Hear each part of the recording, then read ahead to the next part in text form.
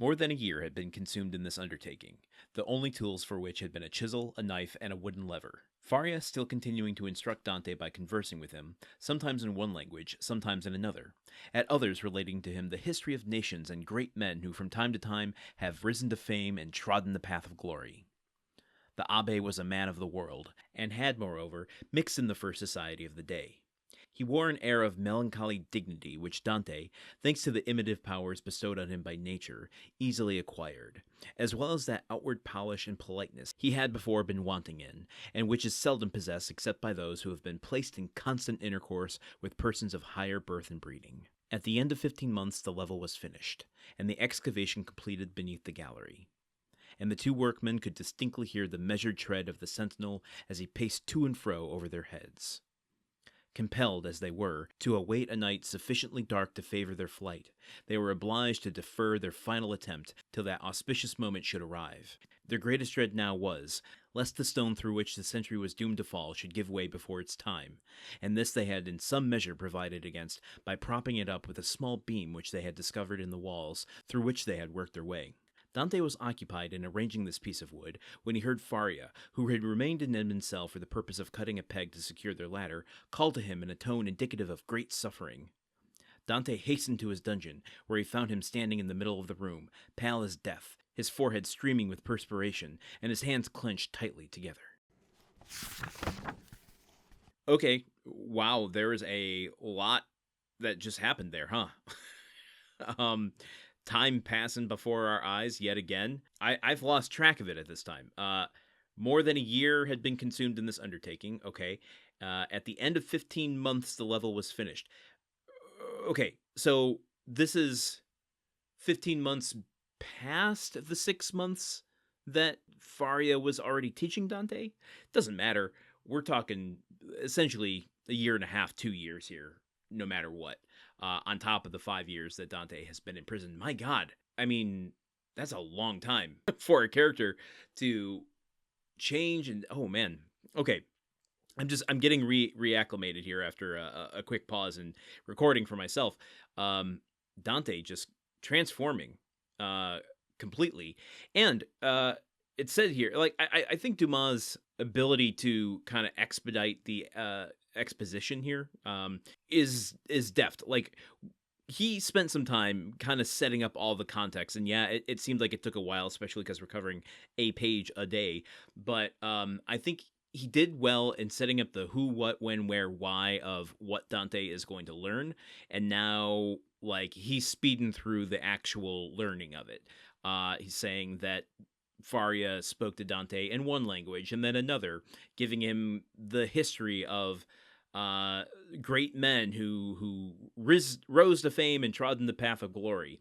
I'm curious about that. Why not give him cautionary tales?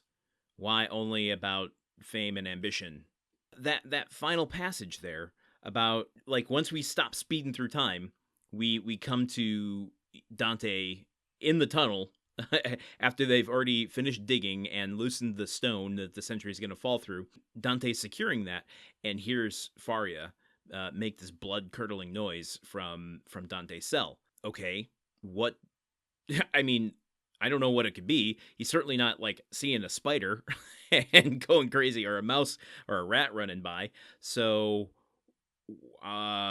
I don't know what this could be. This is kind of an interesting turn.